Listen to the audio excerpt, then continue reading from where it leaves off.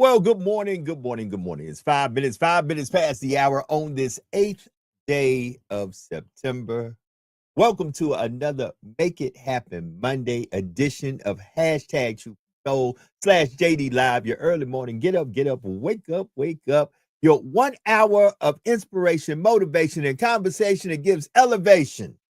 Good morning, family. It is coming off of a weekend of the first weekend of the NFL. Collegiate football is in full effect.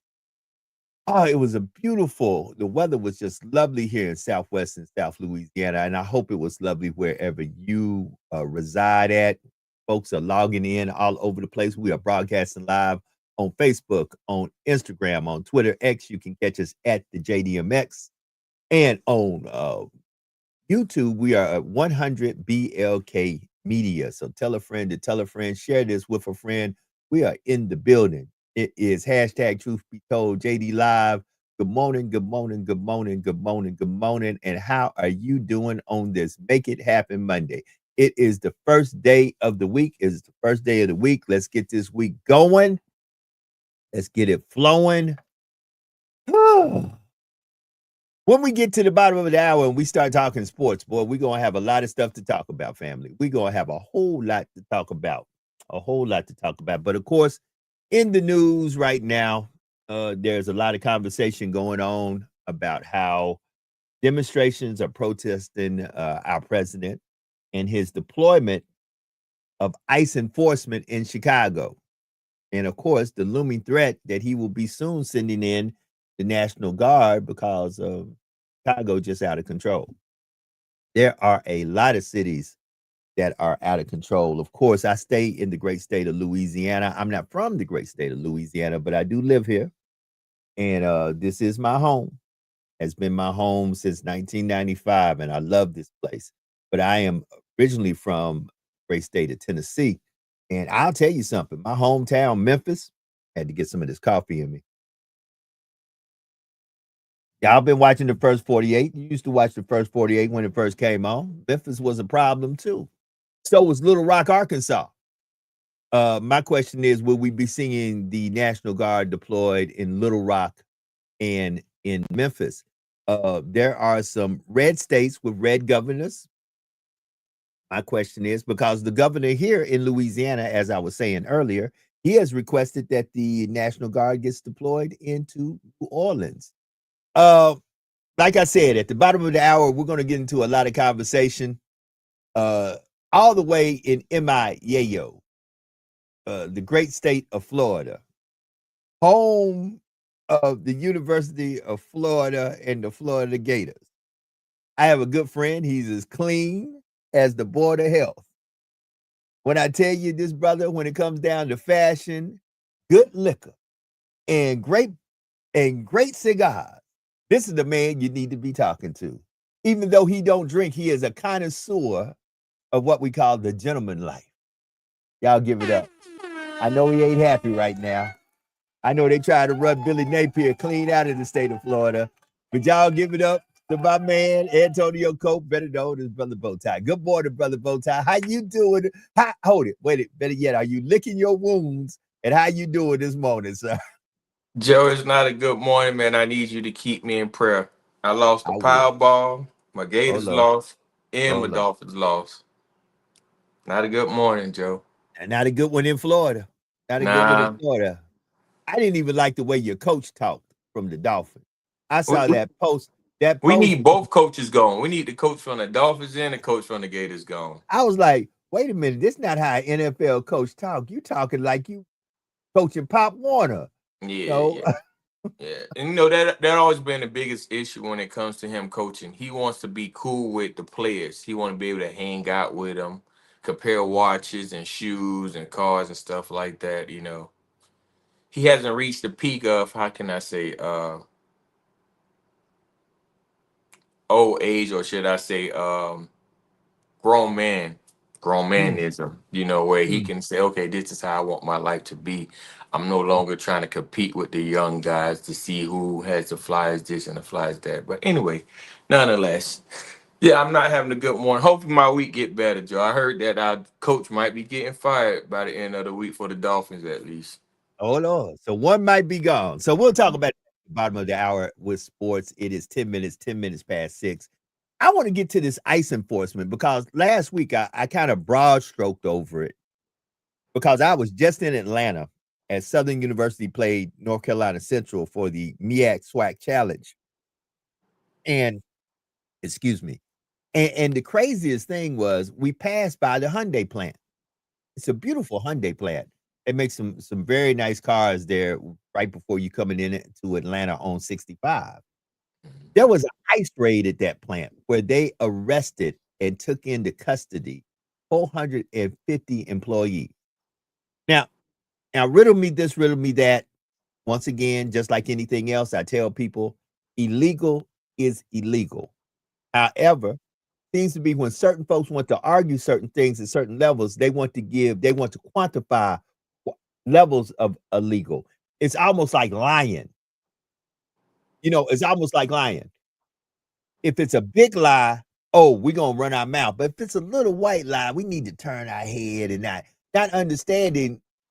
Like I said in the good book in the Bible, it says all sin has the same amount of penalty. Mhm.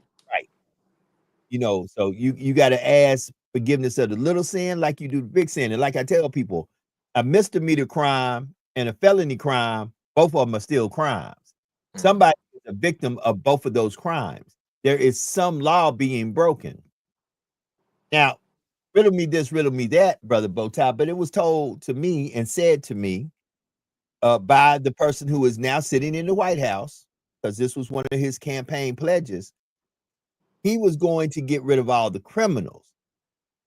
Now, don't get me wrong. Being an illegal person in the country is a crime, which makes you a criminal. But he said he was going to get rid of all the worst of the worst criminals. He said that we're going after these rapists and these murderers, and that's who we're getting out of here. Because if the case of being an illegal person in this country is a crime, I promise you there are some non-melanated Europeans that are here who visa done ran out. I happen to know a few that live right here in Lafayette, Louisiana, that are not melanated. They're Caucasian. And when I talk to them, they laugh all the time. They go, ICE might be knocking at my door any day now Mm. because I've been here for the last 5 years and my visa ran out. Well, they know who the target is, though. Hmm, Like, that I part. mean, I assume they say that sarcastically, and it's the same thing They with do. They do. it's the same thing with our president. And the people who work for ICE.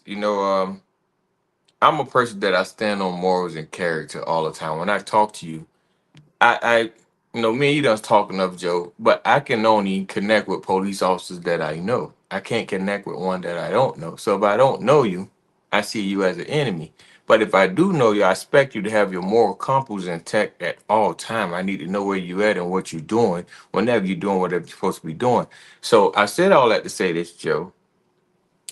I guarantee you, some of those people who working in ICE and those people who doing their raids, they know that there's only two specific gender who they're targeting, either Hispanics or blacks. No matter Right. what country they Black and from. brown. Right. Yeah.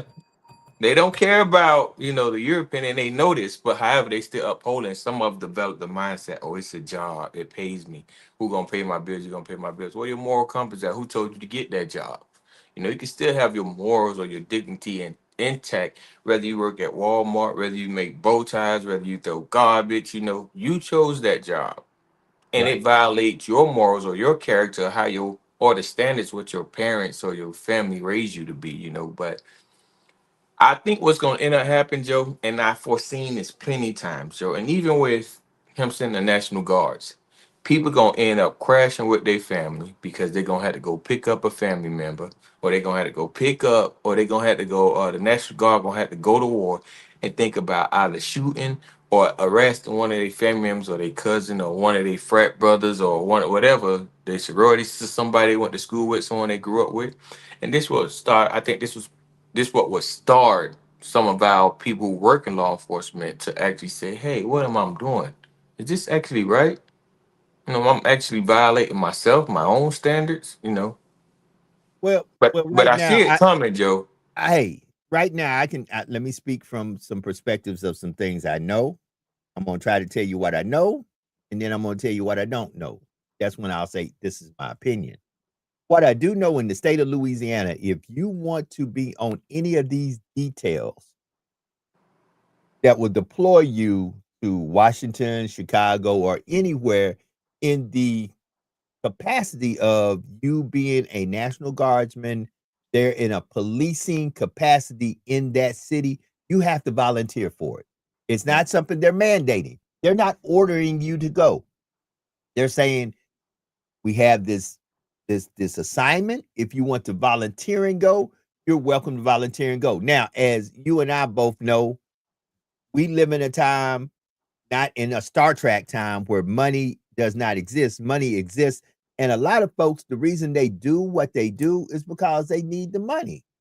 When you are deployed like that, you get money and you get extra money. And folks, folks have bills and they have aspirations, and some have children in school and in college, and some of them have things they're trying to purchase, cars, houses. And once again, I asked the question, Bowtie, last week, and I didn't get one conservative friend that inboxed me saying, you know what, I'm better off now than I was 2 years ago, a year ago. I asked, when you go to the grocery store, do you feel like things are getting better?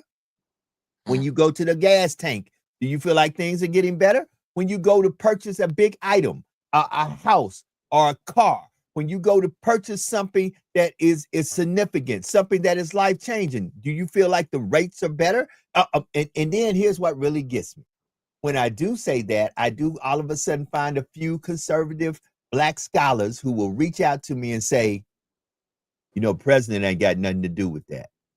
I'm sure he don't now. That's what made me laugh. I said, so let me get this right. When a person maybe I was rocking with, because guess what? Joe Biden didn't do everything right. Kamala Harris didn't do everything right. Barack Obama didn't do everything right. But when I was talking cost of living, interest rates, price at the gas pump, back when Joe Biden was president, Biden the problem. But now I get Black conservatives who will get in my inbox or call me and say, now, Joe, you use an intelligent brother. You know the president ain't got nothing to do with that. Okay. That's all I say. Okay. Inflation. The approval rate, y'all know how inflation looks right now. Y'all know what it is. I done told y'all, because eventually y'all don't know how to read the dictionary, some of you, in my opinion. I'm not saying all of you, but a tariff is a tax. That amazes me how a man jumps up and starts talking tariffs, and nobody even comes up and says, a tariff is a tax. And isn't the Conservative Party the party that is all against taxes? We ain't, no taxes. Y'all taxing the people too much. A tariff is a tax. They forgot all about the Boston Tea Party, huh, Joe? Hold it. Right. And furthermore, let me get into these two things. This border security and deportations, and this I'm hard on crime. If you hard on crime, then why haven't you deployed the National Guard to Little Rock, Arkansas? Hold it. Name them cities, Bowtie. You came up with some states. Yeah, that have 5 states that have the worst crime in the United States of America. And if I was correct, all 5 of those states are all Republican ran states. Why do we not have the National Guard walking the streets of those states? If I remember correctly, it's Louisiana, Arkansas, South Carolina, Tennessee. I can't remember the 5th one, but I do know those 4. So the question is, why do I not see the National Guard in Memphis, Tennessee?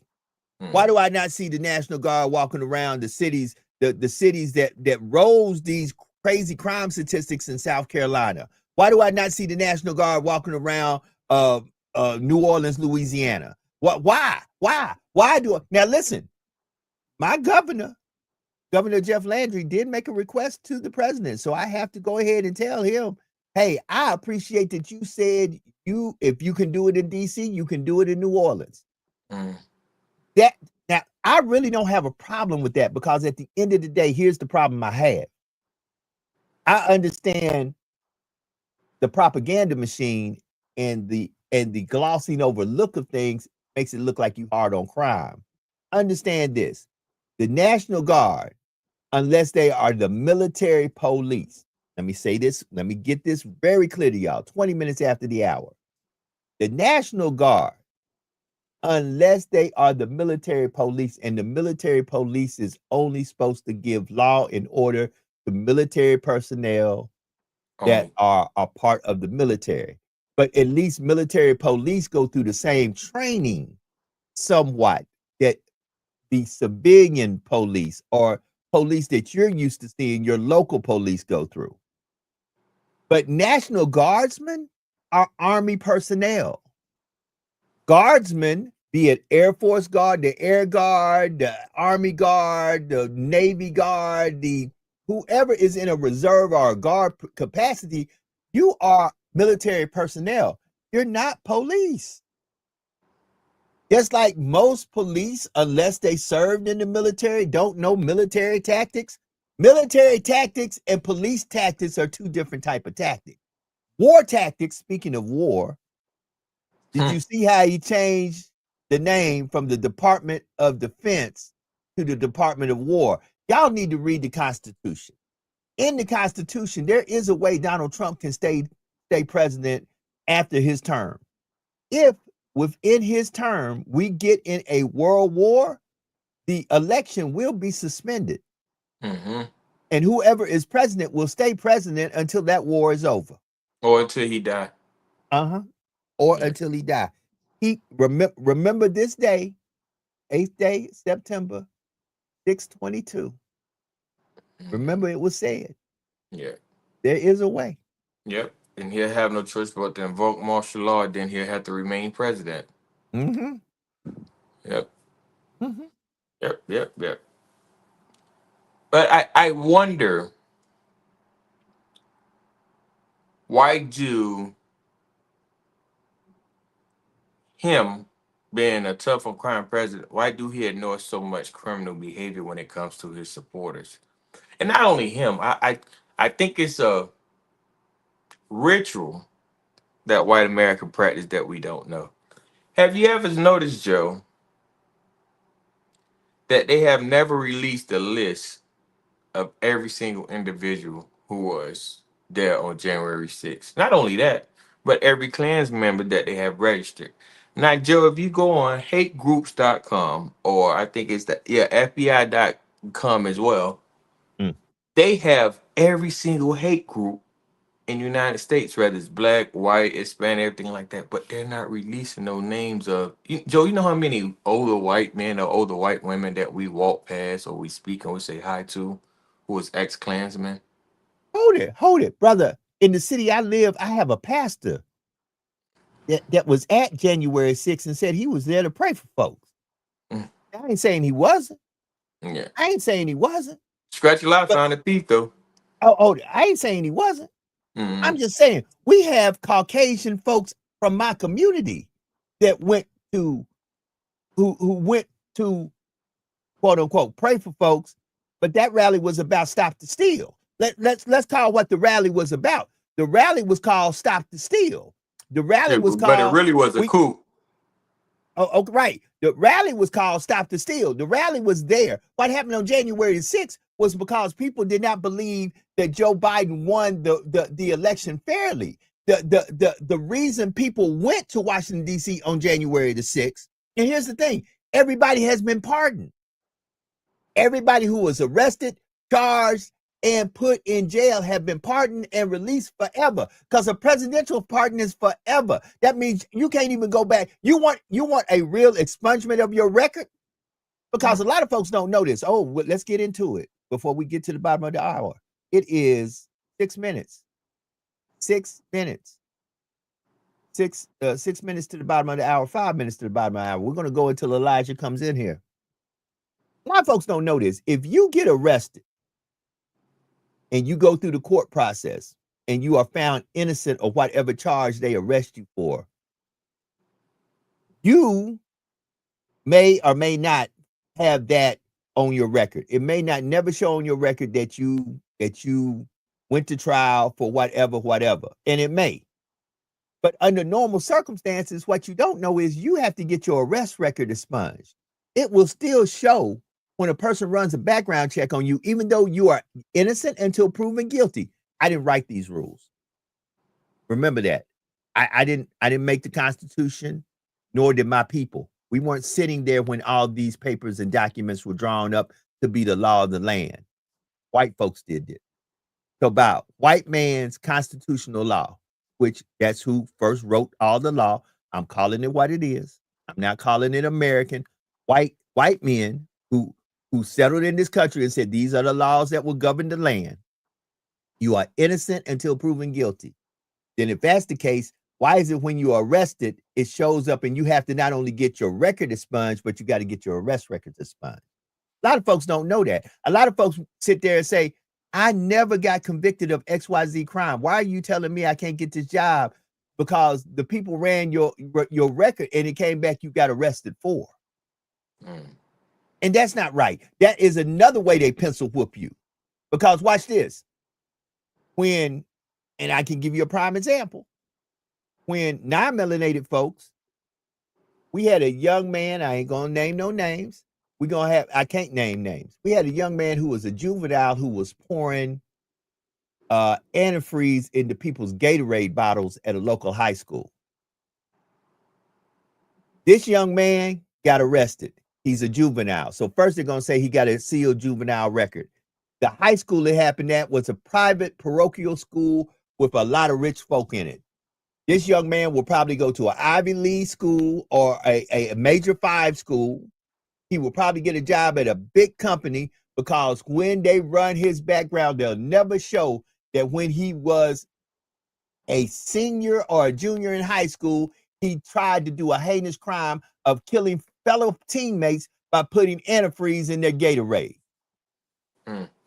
But let a black and brown kid from the hood get caught running from the cops because the cops suspected he did something wrong and the cops arrest him but find out that he didn't do anything.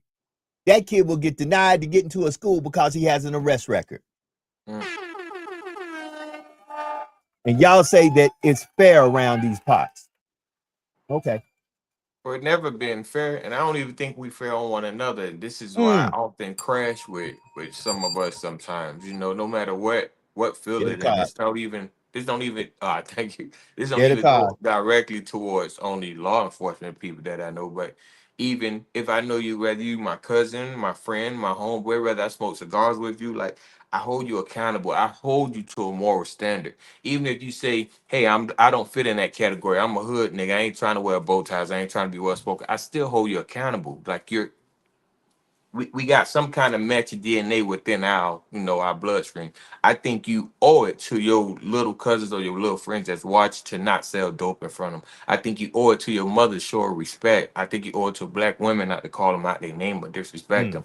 Like I hold you accountable. So that's why I get upset oftentimes with everybody. And sometimes it can be overwhelming. It can be draining towards me. But, we have got a way where we became selfish that we don't want to hold one another accountable because it either caused us our job or causes our freedom or create a new enemy some for of it's us. Causes our friends.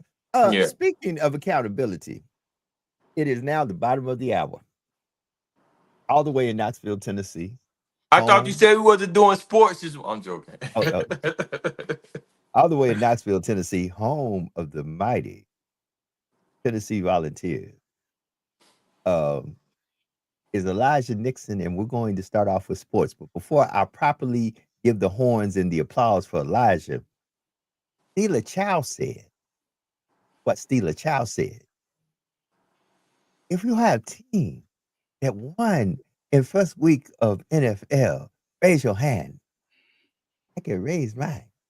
But did they win?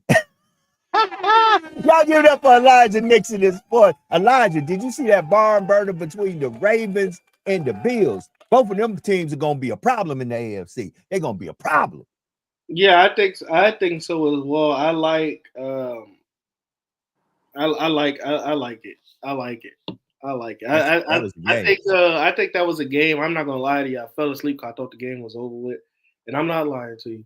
My phone went off from probably about 4 different people. My phone, and then my text messages don't ring one time. It'll go ding, it go bum bum bum bum bum bum bum bum bum bum bum. So I'm like, what is going on? So I Somebody guess you did going on? like me, Elijah. After like to be probably like 3 minutes into the fourth quarter, you just went to sleep and said the Ravens won.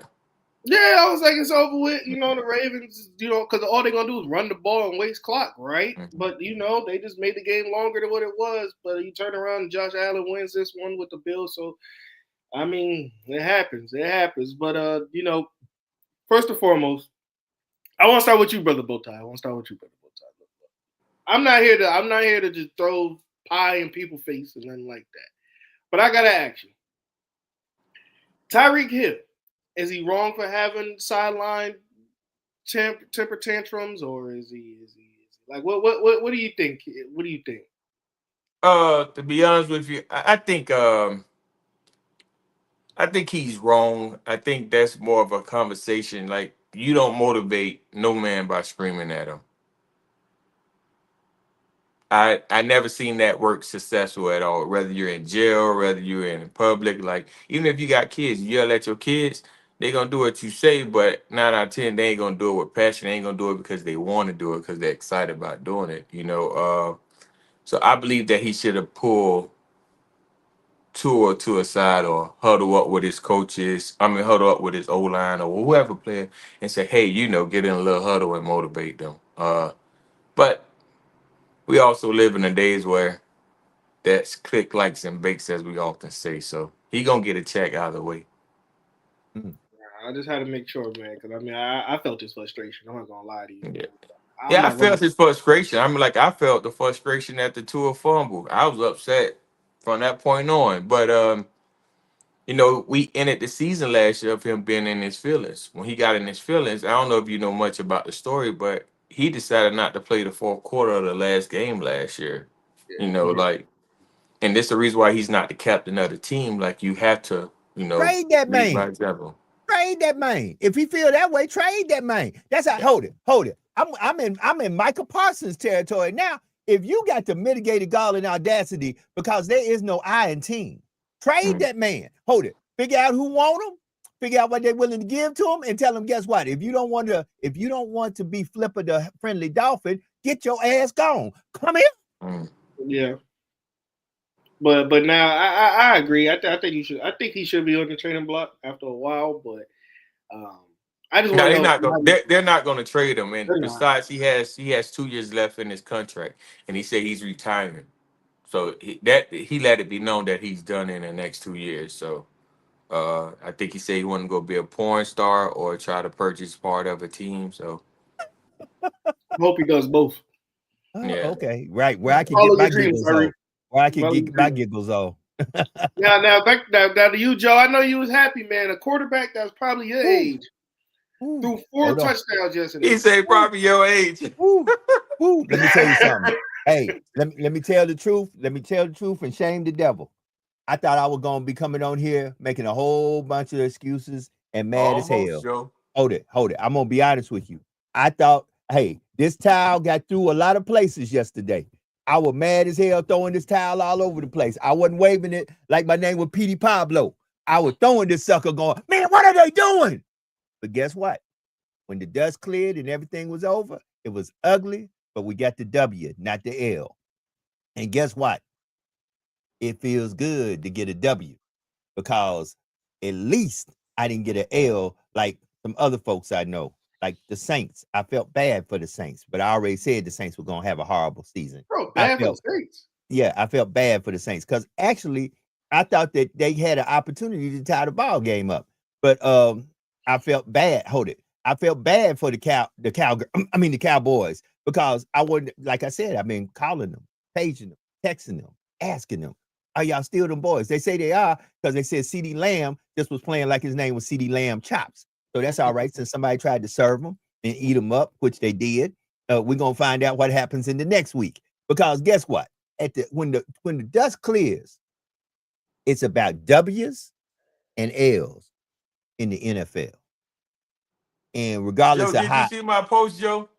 What did no, I didn't. What did it say? I said history is very important, and we must admire it because it cannot be unwritten and it cannot be erased. Whether you argue it, whether you take sides with it, history is history. Speaking of history in sports, no matter if your team win or lose today, history has already been made. Dallas Cowboys is the first team to lose this season. Mm-hmm. You know, I try to educate the people every day, Joe. Hey, Hell, that's just like hold it. It's a bad day in Florida anyway. Like he said, the Dolphins lost. The Gators got upset. Mhm. The Gators got upset by South Florida.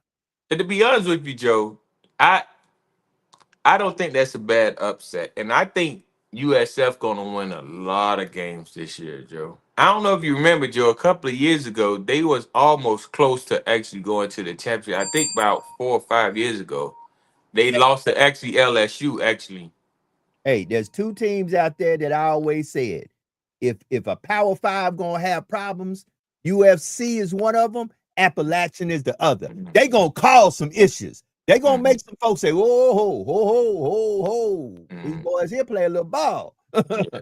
It gonna It's happen. still Florida, you know. So Florida, all Florida teams gonna play some ball, you know. But Okay. All right. but Elijah. going back to that Florida game, I'll wait till you finish up because I know you hurt by that one, brother Bowtie. That yeah, was a hurt. But you know why I'm happy about it though? Because if it wasn't for y'all losing, you know he's going to Death Valley, right? He's going to play number 3. So if it wasn't for y'all losing, Tennessee wouldn't have got College Game Day next level. Hallelujah! Hallelujah! They got the College Game Day. So wait a minute. Because it's Tennessee and Georgia, right? It's Tennessee, Georgia next game. Yeah. It's coming here in Knoxville. So it would have been between LSU and Florida. So when I saw Florida lose, I was like, oh, they ain't got no choice. They ain't got no choice but come down here now. Yeah. College Game Day ain't got no. But you know what though? I'm gonna be honest with you. I don't think that makes or breaks Florida season. I think if anything, Florida is kind of like Oklahoma. Your last couple, you have more ranked opponents left on your schedule than you don't. So you have more time to prove yourself. So we can actually upset a whole bunch of teams the remainder of the season, even if that's our goal to like. Really, I think the ultimate goal is to try to get the coach fired. I'm not even lying. So, Napier gone. I need him gone. I want him and his entire coaching staff, even the trainer. Oh Lord.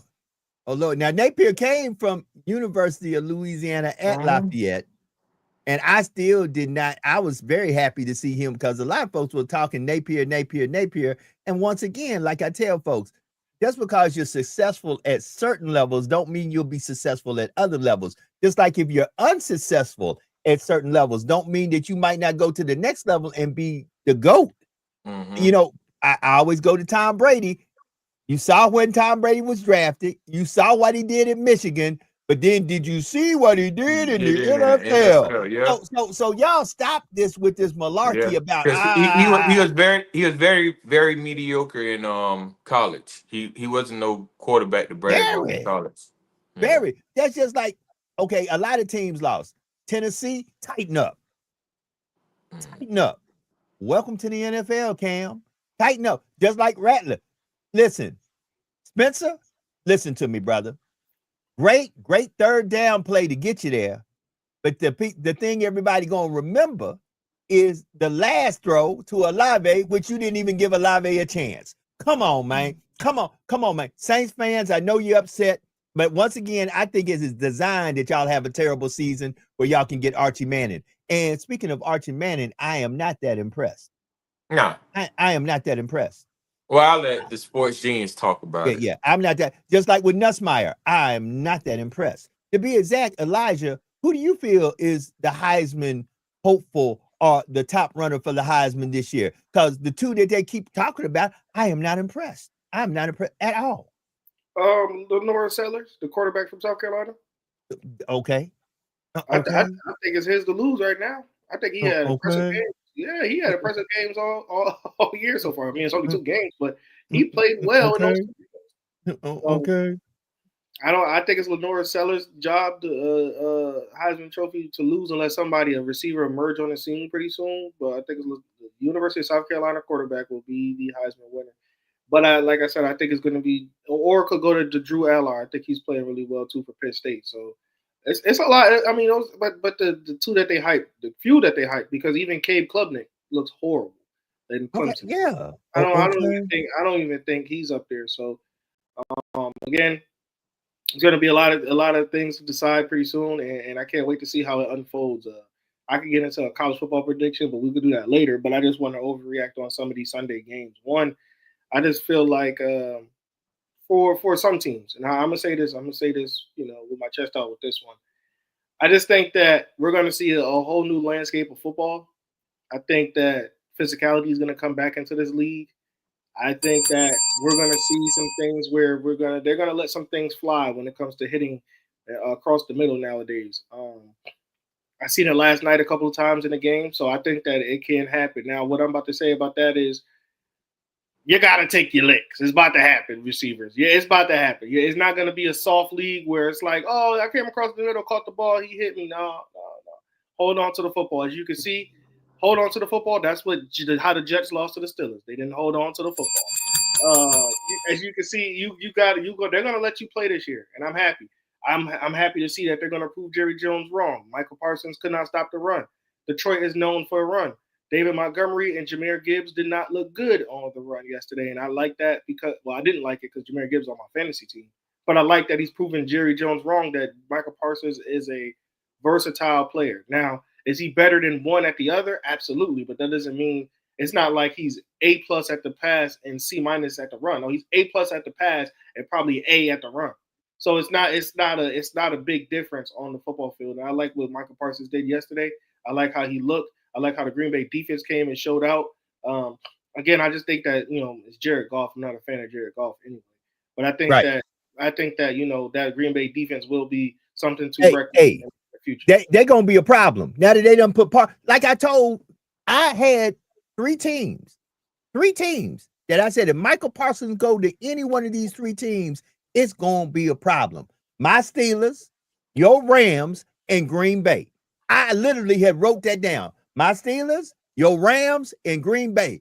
Had any one of those teams got Michael Parsons and one did, it was gonna be a problem. Now, Dallas, y'all can keep saying what y'all want to say. Y'all can act like y'all not concerned. See, y'all take on the identity of Jerry Jones. Like, we so big, we so bad, anybody can come and go. They not bigger than us. Baby, let me tell you something. Y'all gonna be missing Michael Parsons. And y'all might as well go ahead and get some memes out there that says, do you miss me yet? Because y'all gonna miss him. Did y'all see what Jalen Hurts literally ran all over the Cowboys. Ran a quarterback, not a running back, ran all over the Cowboys. Joe, just, I don't like them, but I got to be honest. But the Dallas Cowboys, they're conservative. So they're conserving. They're losing seasons for another 30 years. That's it. Look, y'all listen. I'm just saying that. But here's the thing where Jerry Jones always like to manipulate stuff, because he manipulates it to make it look like he said that the difference maker was because they want to build for the future, and Kenny Clark, right? To be honest with you, none of the AFC teams offered to get Michael Parsons where he wanted to trade Michael Parsons. That's one. Two, NFC teams that reached out, and the best offer that was actually thrown on the table, and of course he wasn't going to do this because he's not stupid, was the Philadelphia Eagles. They offered you 3 ones. They offered you a player, and they offered you a second and third round pick. So all you got was 2 ones and Kenny Clark, essentially, when the Eagles offered you 3 ones.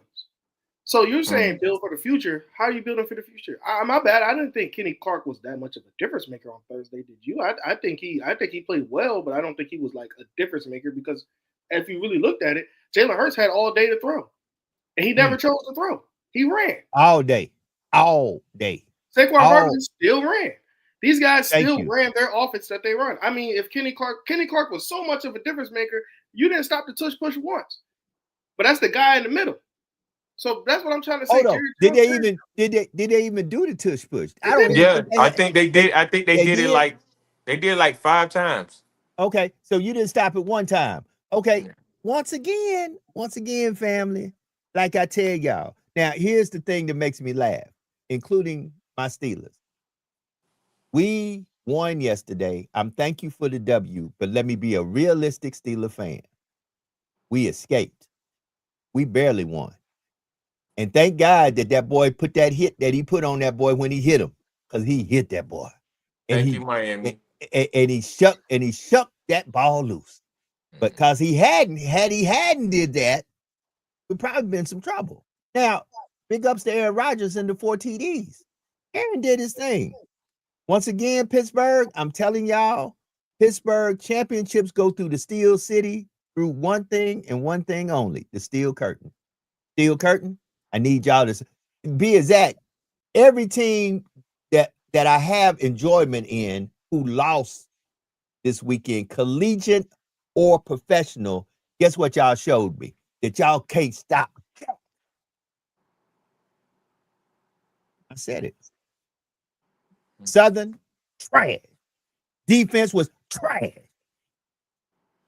Grambling went to Ohio State. Lord have mercy. Don't ever schedule a game like that again, Grambling State University. Joe, I was hoping you was gonna say something about that. But did you see the headline news about Saturday night was all across the news? What was it? It was the Grambling and Ohio State game. Everybody was talking about the Grambling band. Oh yeah, of course. How beautiful it was. And they, you know, a whole the bunch of world podcasts famous. they took advantage and they was making things, but you know, a lot of people don't understand HBCU culture. So there are people who go there for the game, but most people who go there for the game, they actually go on for the halftime show against the bands and stuff like that. Or for those who go to HBCUs, y'all understand that there is a game after the game called the fifth quarter. That's the fifth quarter. When the bands go at it. We had that happen at Southern. So I don't know if well, I think you guys might know, but if y'all don't know, Ohio State supposedly have the best band in the PWI colleges. Yeah, that's what they say. Yeah, but they haven't seen nothing like Grambling. And I think that from my understanding, from what they said, it's their first time playing Grambling like in over 30-something years, something like that. But you know, it's nice. It was a very nice talk of the town. Like, okay, this is what's up. We making a little noise in the HBCU community. Man, you know, it's good to sprinkle a little seasoning out there. Tell them, Benedict. Hey, as a Benedict alum and as a GSU alum, we both gonna say it. Hey, the blacker the college, the sweeter the knowledge. That's all I gotta say about that. One thing we gonna do is get down, get down, get down. I promise. You ain't gonna go to no black school and not have no rhythm. You can come there with no rhythm in 4 years. When you leave out, you'll be able to do every line dance there is. I promise you. I promise you. No, but yeah, I'm happy. I'm happy that college football is about to kick on their way with conference play, but NFL season. Before I go, man, I gotta ask y'all: is there any teams that impressed y'all that y'all could be like, okay, these? I mean, it's only week 1. I really like to start judging at week 4, but is there anybody that impressed y'all that you could say that you can see just three teams? I would say Jacksonville. I wasn't expecting Jacksonville to play that they played. I actually expected Jacksonville to take the L, not only losing the game, but losing players as well. But they, I guess Trevor, not Trevor Lawrence, but what's his name? Heisman Trophy. I guess he brought some swag to the city. Travis Hunter brought some swag to the city. But they were playing the Panthers. Yeah, but still, Joe, I didn't have. Be honest with you, Joe, I didn't have. I didn't have them. I only had them winning 2 or 3 games this year, but I was impressed. I'm gonna tell you who we didn't pay attention to, and I think people should pay more attention. Is them Commanders? Oh yeah, boy, Samuel back, Debo back. Hey, them Commanders might. Now they were almost a problem last year. They might be a problem. They might be a problem this year. Now, somebody else we got to pay a little attention to also. If you in the South of the NFC, got to pay attention to them Buccaneers. Oh yeah. Got to pay. Baker known them last 3 minutes. Yeah, he did his thing. Hey, Baker known. I got to give it up to Elijah. Yeah. Like it, leave it, or love it. Even though they played the Texans, the Rams might be some problems too. And guess what? It's really about what happens when the dust settles. And let me say You this. believe so, Joe? I ain't hating, Elijah. I'm just being honest. I ain't hating, but I really expected you guys to blow the Texans out. So That game so was too close for me.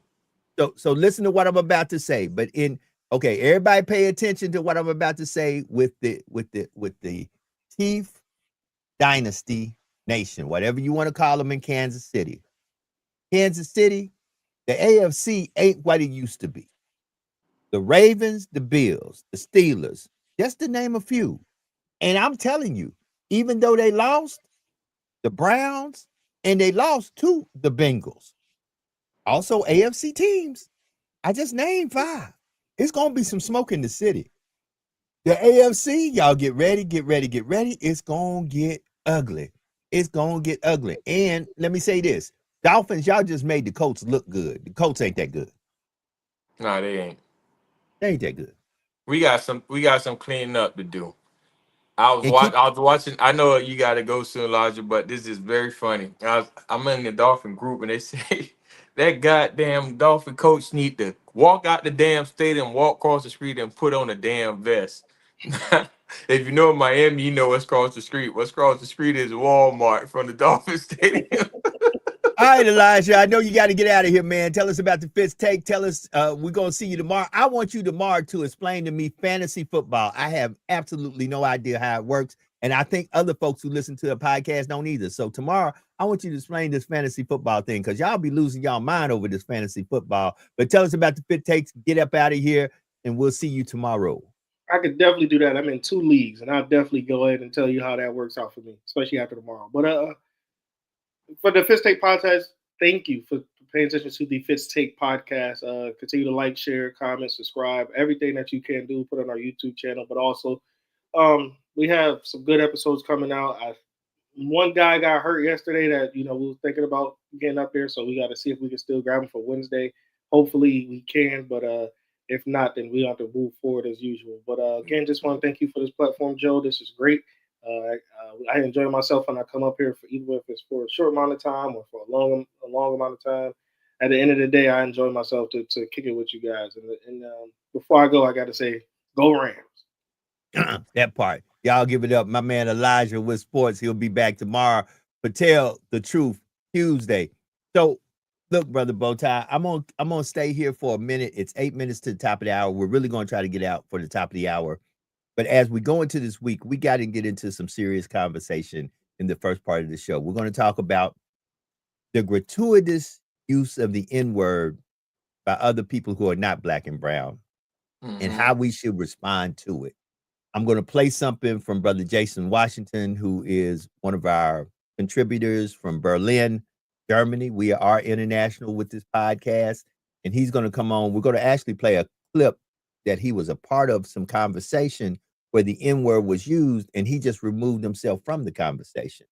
The reason I'm saying this is I posted on my page the President of the United States, Donald Trump, and I really should play this, but I'm going to play it tomorrow and tell the truth to you. Where Donald Trump insinuated that black and brown kids are born criminals. Born criminals. Yeah. That black and brown kids are born vigilantes, that it is in their DNA. I love what the governor of Maryland rebuttal to that was. It deeply bothers me that a person would say that, because had I or anyone who is black and brown come on here and say, well, President Trump, because you white, you were born to be a slave master and a racist. The world would erupt if I say that. Oh, you got the mitigated God. Donald Trump ain't owned no slaves. If I got on here and said that, people would have a problem with me. But seems to be, as you said, we have a problem with ourselves because we don't erupt. And every black conservative, I don't care who you are, what your name is, you can't defend what Donald Trump said about black and brown kids. You cannot come at me right now and say, oh, but that's the truth. No, that's not the truth. They are not born to be criminals. They are not born to be vigilantes. They are not born to be bad people. Well, Joe, Those are when you look at it, Joe, this is my angle with it. What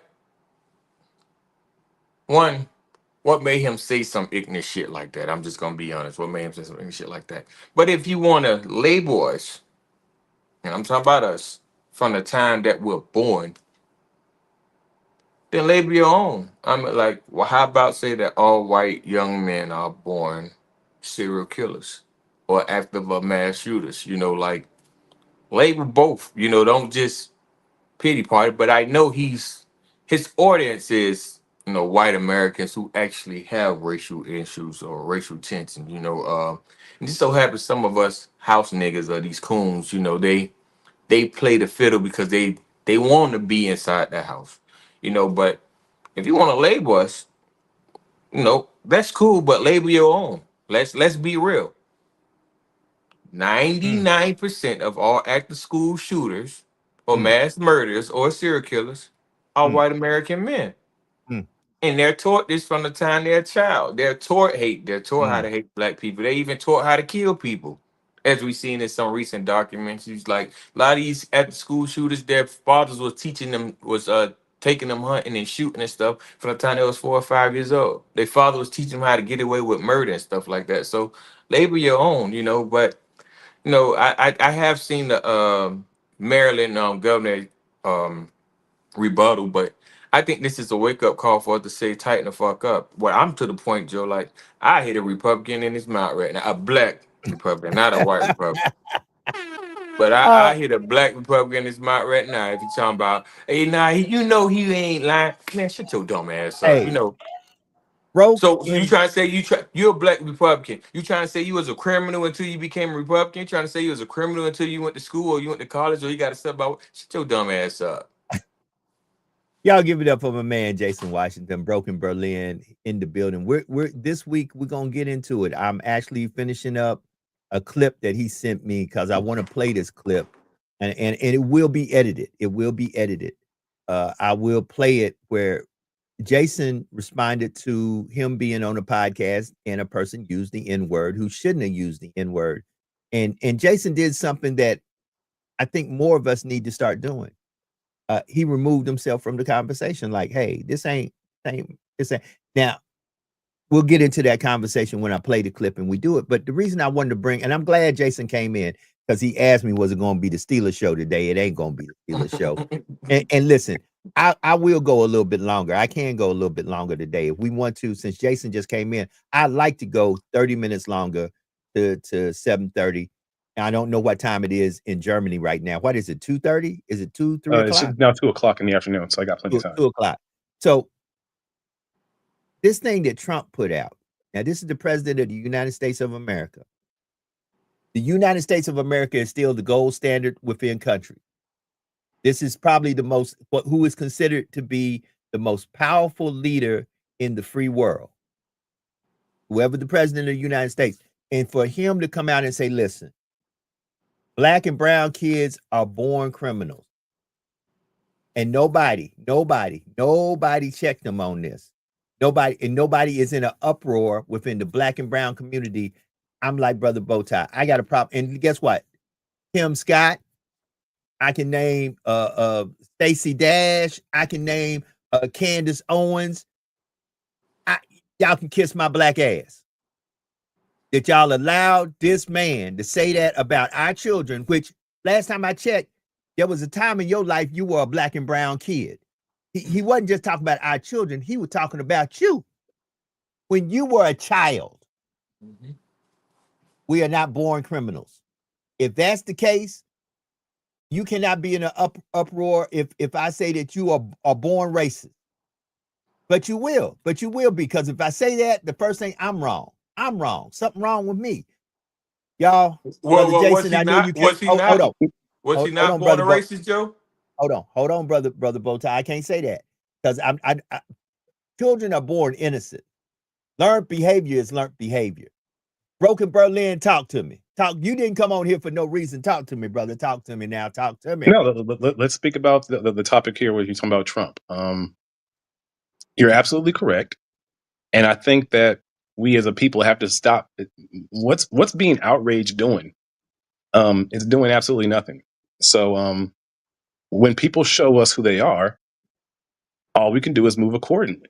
So one, there's nothing we should be surprised by what Trump says, because again, his base is his base, and if you're on the other side and you look at the marketing of it, then you understand it completely. It's a whole half of America that is different, disenfranchised, and looking for somebody to blame. And Black people have always been the scapegoat. The thing is, though, we've always been seen as savages, and anything that happened to the indigenous people was always precipitated with saying, well, they're savages, so they deserve this. We can do these evil things to them because they're savages. And the same thing that they say about us, like, oh, we're savages. And they're labeling us this because there's something they're going to do. And maybe they haven't done it yet. But anytime they start labeling us as savages and we're born this way, something's on the precipice that's going to be completely damn near illegal and immoral that's going to happen from that side to us. So now that he said this, let's prepare, because something's coming. Anytime they did this to the indigenous, what did they do afterwards? Something completely demonic to a people. Once you label, oh, they're savages, they're ungodly people, they're inhumane. The ones who were actually calling them that were the ones who were the savages, were the ones who were. So now that he has said this and nobody checked it, instead of us being in an uproar, we need to prepare. I like that. I like that. I like what you just said, brother. That was deep. That was deep. We need to be It's the prepared. truth. Right. We have to prepare. 2 minutes. And 2 minutes the past people the hour. who, whether they're Republican or Democrat, it doesn't even matter anymore to this point. We Right. need to isolate, formulate, and degradate. I don't know anymore, but we need to do some serious reflection, not on how can we get this culture to accept us as human beings. We have enough examples to show that they don't look at us as human beings. Check out the series Chiefs of War. It's a cycle that keeps happening over and over and over again, and the shit that they're doing is nothing new. So as they are labeling us savages, okay, that's what we are, fine. And then start removing all support, start removing all power, take your kids out of their schools. We have to fix. It's not difficult. We have to start understanding that they don't like us. They barely tolerate us. And they only tolerate us because we make them trillions of dollars off of our degradation on a global scale. Us as Black Americans, women and men, and our fight against each other is the world's entertainment. What happens if we actually unify? Not Black people in the world. Fuck that. Just Black people. What if we say, you know what? We on code. We don't care about capitalism. We don't care about any of this shit anymore. All we care about is us having an actual community. And we will do it without you. If we did that, is that going to be a negative or a positive? I'm with you, brother Washington. It's hard. It's hard when we have to get down to the real nuts and bolts and thing that we have a lack of unity in our community. First of all, how many of y'all saw the meme with the Cracker Barrel guy with Trump on it? And Trump retweeted and reposted it. Where it's like, I'm going to quote unquote, not to use the Jalen Carter spinoff on this. I'm gonna spit in your face and you just gonna have to deal with it. See, what folks aren't talking about with Jalen Carter is Dak spit first. Regardless how Dak spun it. Oh, because everybody know when you spit and then my man said, did you spit at me? And you do this number. We know what that means. And he walked towards him. He broke Cutter and walked towards him. Right. Hold it.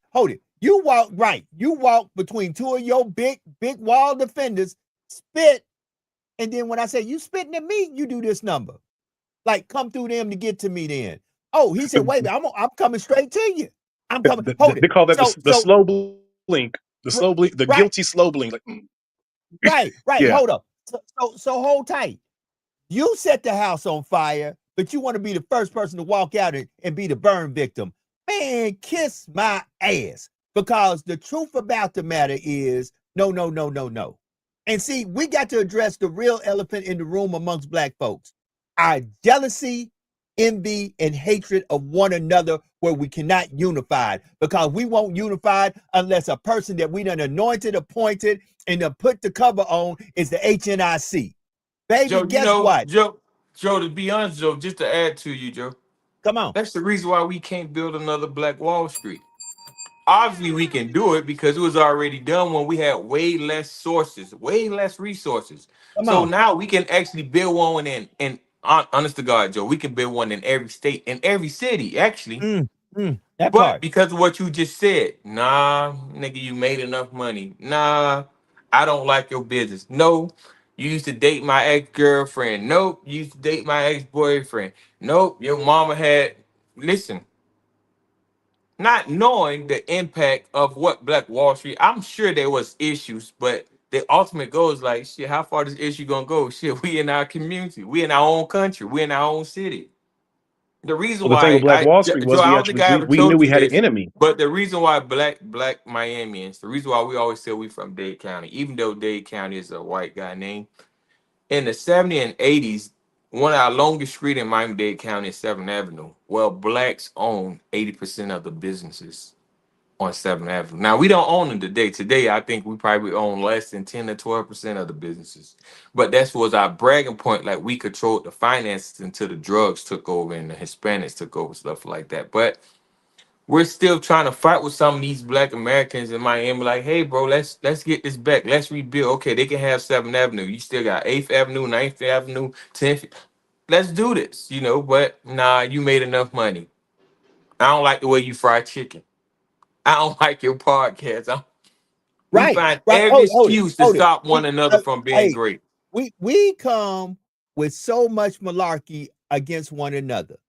You hold it. He that is free of sin, can you please cast the first stone? Mm. He that have not did anyone wrong, anything wrong, he that is blemish free, I need you to come on this podcast and give us how you did it. That's what I need. If you have never did anybody wrong, never did nothing wrong, I need you on this podcast, and please, would you give up that formula? Because guess what? There's nothing new under the sun. And if you did it, you can show us how to do it where we can all do it. Because if that's what it takes for us to get together and unify, that we follow your perfect plan that has worked, that you have did nothing wrong and nobody wrong, we need to hear how to do it. Because I'm telling you, it's just like a recipe. If you give me the recipe, it might not taste exactly the same, but it's damn sure gonna be close. I think that's all we can ask for. I think a lot of times we're looking for perfection when we try to give solutions, right? Everyone in the world will tell you why it won't work when we're in our community and having these conversations. And it's like, instead of, look, we need to put some solutions not just on the table but on the ground, because we've been talking about solutions for the last 45 years. And the thing about the Black Wall Street was we knew we had an enemy. So we had to build, because we knew they didn't want us. They didn't want our money. They didn't want. So okay, we built something. But ever since that, now we've forgotten that we have an enemy. So now we can't unify. I'm so tired of hearing people saying like, "Oh, the black man's biggest enemy is the black woman. The black woman's biggest enemy is a black man." And it's idiotic, because it's not. We refuse to look at the overall system and seeing how they are laughing as we are crying, like, and even what he was talking about in Dade County, like they had their own Black Wall Street, it seems like, and it seems like theirs was, destroyed not the ways, it was in Tulsa, but through, the drug epidemic. Where did these drugs and all of a sudden this mass, exodus of Hispanics come? Who allowed that to come in when there was a thriving community already there? They always find a way to circumvent and rewrite their degradation. And it sounds like if this happened in the 80s or 70s when he was speaking, it sounds like exactly what happened in a lot of urban areas. It got flooded with drugs when it was prospering. And then all of a sudden, everyone's looking around like, well, what the hell happened? So if me and Brother Boca can have a conversation, but if this happened in the 80s, then this is exactly the playbook they've Actually done. happened in the 90s. Hold on, in the hold 90s, on. okay. Let me raise my hand and say this: is it not documented that the person that you black conservatives, you black folks voted for, didn't want black people living in his apartment complexes that Mm. he owned in New York City? Hold it, let me understand this. You like this man, but this man never liked you. Him and his father made it crystal clear. We don't want you darkies around us. Mm. We don't You want make y'all our property value low. right. I'm- You will make It's our all about the that's dollars. what he hold it. I ain't Yeah. saying what I said. I'm telling you what they said. He said And then they it is justified it. quoted. And then corporate, oh yeah, that does make sense. Yeah. Well, then we understand why he didn't want black people. And it's like, that's the issue. It's all about the dollar, you know? And You have allowed these folks to devalue you. Worse than that, you have allowed us. I listen, non-melanated folks doing me a certain way don't bother me. They've always been that way. The majority of them, not all of them, but the majority of them. However, when black and brown folks who look just like me, when I'm at war with my own, I have a problem. I just today listened to somebody, and once again, here's my problem. I have a problem when there is a problem. I don't have a problem with a certain group of folk. I don't care if you're a politician. I don't care if you're a preacher. I don't care if you're a teacher. I don't care if you skipping rope singing na na na boo boo. If you're doing wrong, I'm going to speak out about it from my opinion. Now understand this. I may look at a situation, prime example, Jalen Carter. I came on here and the first thing I said was, man, Jalen Carter, it take a lot, man. I'm surprised Dak didn't whoop your ass because all I saw was a portion of the whole situation.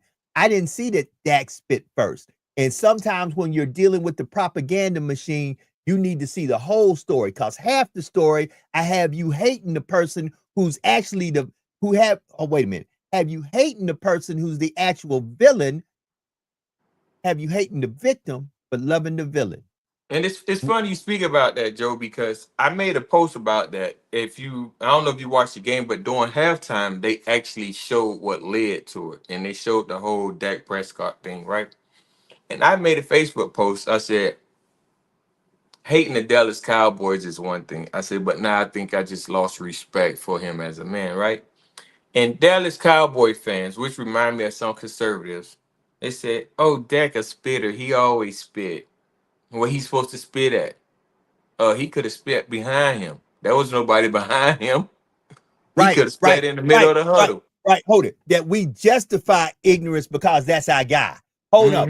Wrong is wrong. If I was a Cowboy fan, I would have said, now, Dak, you shouldn't have spit that man's direction. And better yet, you shouldn't have gave him the universal, yeah, I did it. What you gonna do about it? Because when you do this to any man, a black man, if right now if I were beefing with either one of you and you said, you really meant that, Joe, and I went like this, y'all know what that means. Yeah. Y'all know, yeah, I'm beefing with you, and what you gonna do about it? And guess what? That brother did what any black man would have did.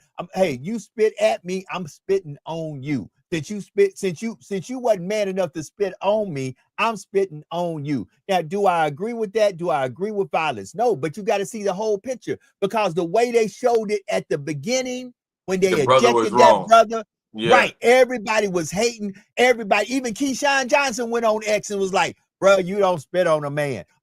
You don't spit at me and expect me to sit there after I asked you, did you spit at me?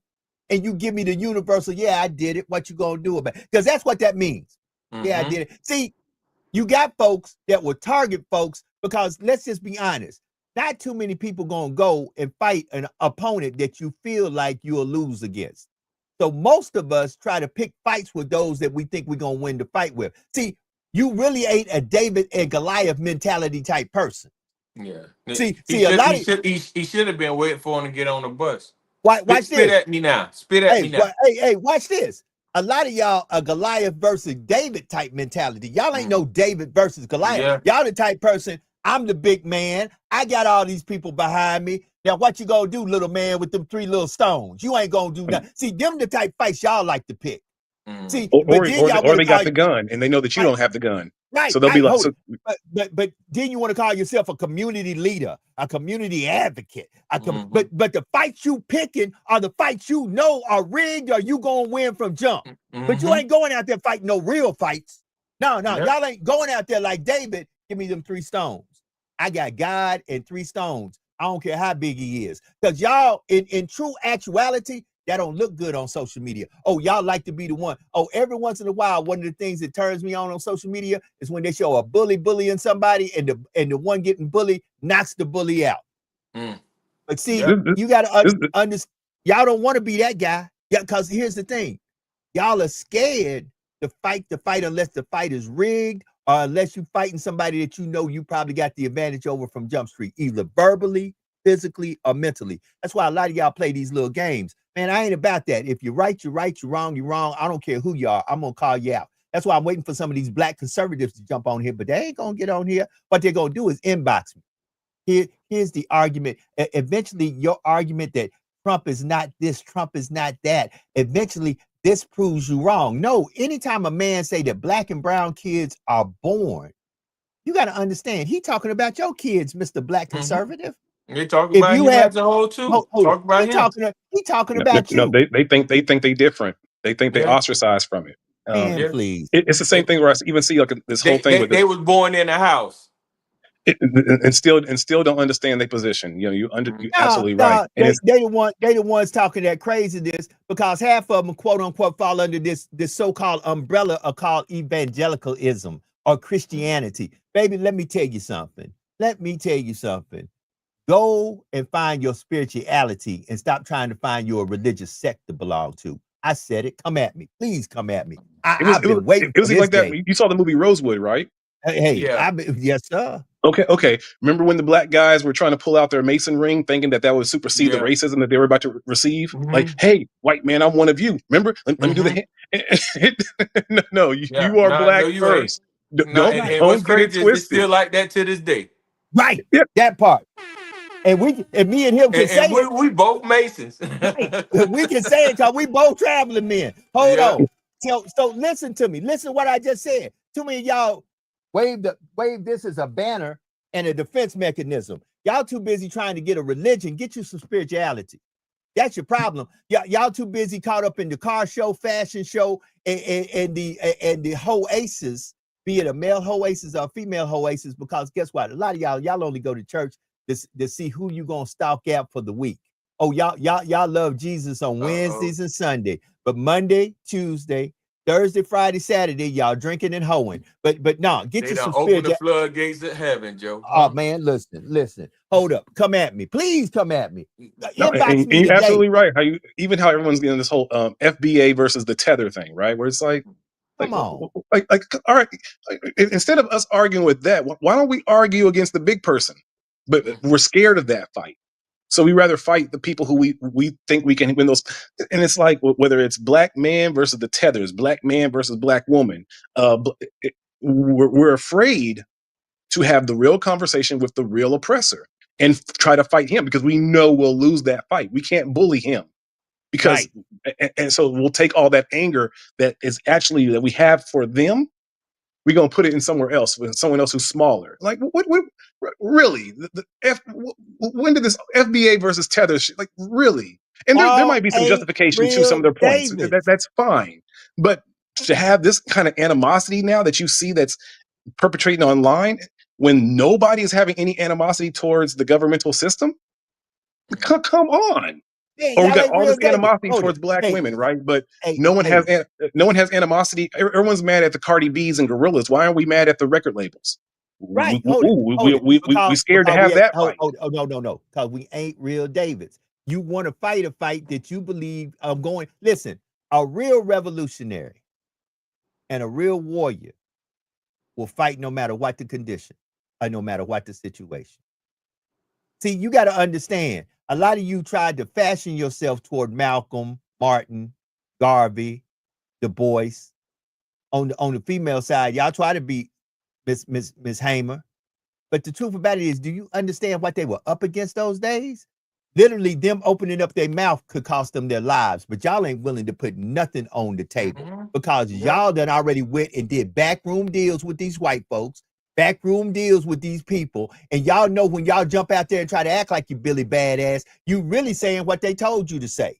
where you could lull us all into a sleep believing that you some type of community leader, community advocate. You not, because if you were, you'd be in the boat that I'm in, where every time I open up my mouth, they up in here switching. Man, you need to go watch his podcast, see what he said. Man, that boy there, we got to do something about him. Do something about me then. I'll wait. Yeah. So, baby, I ain't scared. Joe, I done you know lost what's- it you all, know what's crazy, and I know Joe? how it feels not to have nothing. This is what made me I used to be part of a group, grassroots groups, where a whole bunch of advocates come together. You know, they have good morning chats or weekly chats where they say where they doing, what they doing, and all this other kind of stuff. They try to get other advocates support. And I used to be part of one locally for Miami. Then I used to be part of one for the state of Florida. Then one for the whole entire United States. And what I found out when I first got into being an advocate, I had a lot of energy. And what drained my energy, Joe, it wasn't even the change that I wasn't seeing. It wasn't even that the city government or the county government or the state government wasn't listening to what I was saying. What drained my energy was seeing the same people who claim themselves an advocate actually sitting at these people table or in these people houses making deals like, oh, he said he was gonna give me money. So the most like insane statement that I ever heard of an advocate saying why they work with someone who actually took funding away from African American library in Miami-Dade County was, oh, he said that he was gonna allow me to have a business in this district. Nigga, excuse my French, nigga, ain't no black people stay in this district, nigga. Hold it. Listen. You trying to go in the Hispanic community and sell collard greens and cornbread? Hold it. Listen, family. And this is just my opinion. This I is think how the I person see know it. who I'm talking about if they listening, but Hold it. I'm just saying, and brother in Berlin, it saddens me how we can't accept our differences from the perspective of I support Walmart, Target. I go shop at these places, even with the Target. We came out with this big Target boycott. Y'all was still going to Target shopping. mm-hmm. So we're not fully united on a front, and we never will be, because there has been a seed planted in us that I don't have to rock with that. And that's the point. And understand, I'm not trying to be ugly to anybody. Y'all ain't real soldiers. Y'all don't know how it feels to lose everything. At Joe, look at the impact of this. We created Black Wall Street in Tulsa, Oklahoma because we needed it. It was for our own survival. We couldn't go to a white community and, use a regular restroom or eat at their restaurants and the regulars at the front table, whether it's by the window. They treated us way less than, so we created our own stuff so we can admire one another and support one another. It wasn't until we got us, white Americans said, oh, if these Negroes start doing this in every major city, we gonna have a problem. And then what they did a nice strategic plan. So now what we lost in, a lot of us lost in, is I want white acceptance. And you'll see all the time, whether they're a rapper, whether they're an actress, I don't care what they are, they'll only brag about white brands. If they're not their own brand, you heard Puff Daddy only speak about Sean John, Jay-Z only speak about Rockefeller, the brothers only speak about Fat Farm, but you'll never see them 50 cross. Cent's only talking G Unit. He only talking G Unit. But they'll never cross and support one another. It's nothing wrong with being an owner of Brothers and Bow Ties and say, hey, I got on a Joe Dupree t-shirt. Come on. But that's the problem. See, listen, black man. No, that means I'm on your dick then. Hold on. If I'm supporting you, that means I'm riding you. Hold on. Yeah. Brother in Berlin and brother Bowtie, I say this to us black men. We got to get back to the place where we become who we were designed to be from day one. That is the responsible party, the accountable party, and the kings of our own home and household. If we individually took charge and control, and also started to instill into the future generation, it's okay to have a disagreement, and just don't be to the point that the disagreement makes you have to go get a gun and try to kill your brother or sister because y'all don't see things the same way. They not the enemy. They not the enemy. It ceases to amaze me how we will pull a gun out on our own brother, but you'll get Donald Trump and all these other folks that don't look like us say all kind of stuff to us, and we sit there talking about Motisa. Yes, sir. Motisa. The numbers ain't adding up, Joe. When I say the numbers ain't The adding math up, ain't mathing. The math ain't math. mathing. Listen, Joe, I have been someone who has been in the streets before, but the numbers ain't mathing. Like the math ain't mathing. Like you trying to tell me that you guys was willing to kill me for stepping on your shoe, or whistling at your sister, or even calling you ugly or something like that. But however, you hesitant when it comes to other races when they can do the same thing. They can not only can they step on your shoe, but they can step on your house. They can step on your family. They can walk in your house and point a gun at your family, and I can't even tell you how I beat your ass. Right, that part. I tell It you how is. I beat your ass, you'll kill me. But these fucking white Americans, excuse my language, some of the racist tactics that they use, they'll tell you. I don't know if you've seen the video that happened this weekend in Texas. White lady said, "Oh, the hell with you niggas," and she had hit like 6 or 7 cars, messed up her whole pickup truck. Nobody shot her, Joe. Right. See, so once again, it's cool when they do it. It's a problem when we do. With that being said, we're about 4 minutes to the bottom of the hour. Let me start with my brother in Berlin. This week's going to be heavy, y'all. Get ready. Tell the Truth Tuesday. We're going to start the conversation.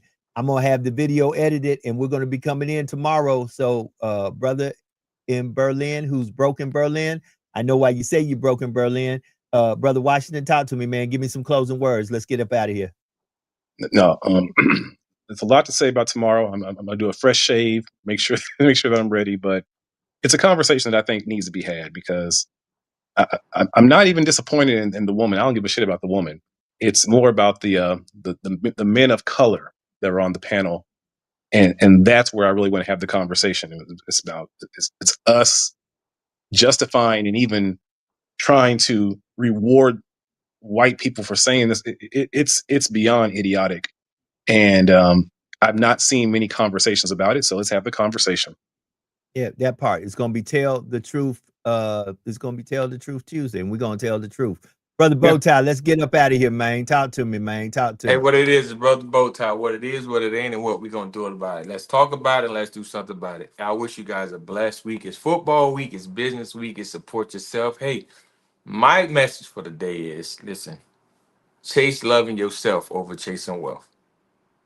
There's no amount of wealth that will convince you whether or not you love yourself or not. Once you fall in love with yourself, everything will be a whole lot better. That's my message for the day. You wish to support me, follow me at everything, Bowtie Untied or Antonio Cope. You wish to support my bowtie business, go to www.brothersbowties.com. Peace. Family, on this Make It Happen Monday, I'm hitting folks like Jalen Ramsey hit somebody yesterday and jars the ball loose. I'm hitting our issues just like that, man. We got to do better. We got to be better. And you getting hit just like my name is Jalen Ramsey hitting you at the last second because we got to win the game. We got to win, y'all. Got to win. And with that being said, be better today than you were yesterday. Do something today to be a blessing to somebody somewhere that no matter what you do, no earthly way they could ever pay you back. And always remember that there is no secret. But God can do what he has done for others. He willing, he can do for you. But when God is with you, nothing or no one can stand against you. Be blessed. Have a great day. We up out of here. See you tomorrow for Tell the Truth Tuesday. Have a great Make It Happen Monday. Get your week started off the right way. We out of here. Peace.